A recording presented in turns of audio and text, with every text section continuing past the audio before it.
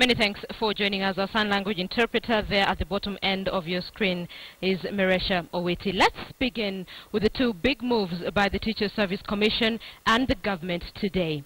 The teacher's employer has gone back to the Supreme Court to try and get a suspension order on the pay increment for teachers. And as the government again insisted they have no money to implement the pay increment order, teachers stayed away from schools right across Kenya, maintaining that if there is no money, they would not be teaching. No dialogue in this forum. Dialogue si chakula, si mandazi, si hata kutumbua. A lightly worded yet very strongly coded statement to teachers' employer TSC as the message for teachers to boycott classrooms reached home across the country. That if this government has never seen a mad person, then let them know that as teachers of this country, we are going to show them the madness they have never known. The government is sending a very strong message that every employer in this country can just defy the law, and then workers of this country can just be turned and transformed into slavery.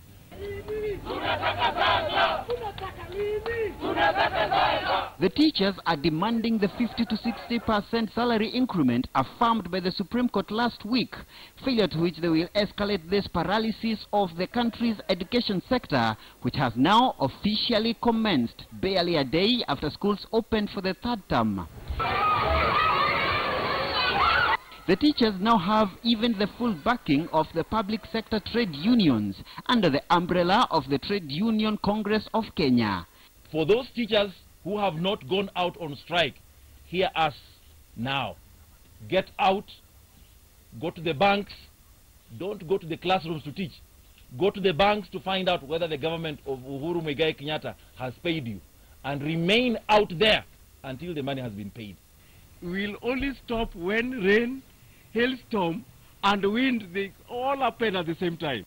And as the standoff persists, Treasury now says it does not have the 17 billion shillings the teachers are collectively demanding for pursuant to the Supreme Court verdict. It was not fiscally sustainable at this particular point to provide an offer. So TSC could not have come up with a number which is inconsistent with the fiscal sustainability of that pay rise. So I want to encourage the unions to give dialogue a chance, to talk to their employer. But even as Professor Kaimeji calls upon the teachers to return to work, TSC has seemingly thrown a spanner in the works. The Teachers Service Commission has moved back to the Supreme Court to once more block the payment to the teachers. In the court papers presented at the Supreme Court Registry earlier on Tuesday, TSC wants the court to issue interim orders blocking the payments until their application is heard and determined.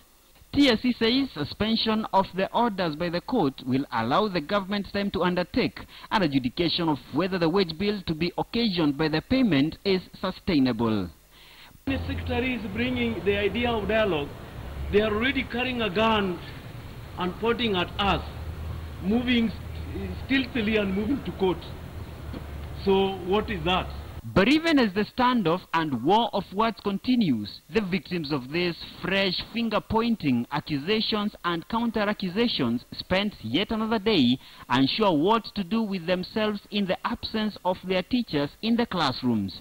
Muremi Mwangi, KTN News, Nairobi. Right, so here is our big question. Should teachers go back to class and give the government time to find the money to pay them?